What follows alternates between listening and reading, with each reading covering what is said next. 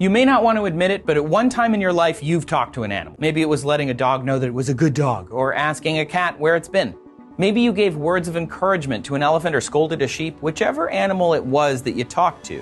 One thing is for sure, it probably didn't talk back. But what if it could?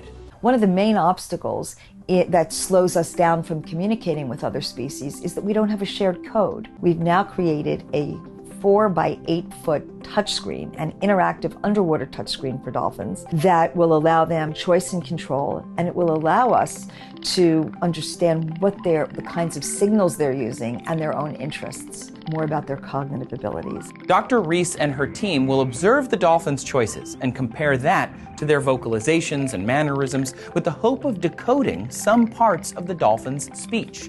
Again, to create a Rosetta Stone to help translate and hopefully one day talk to dolphins using their language.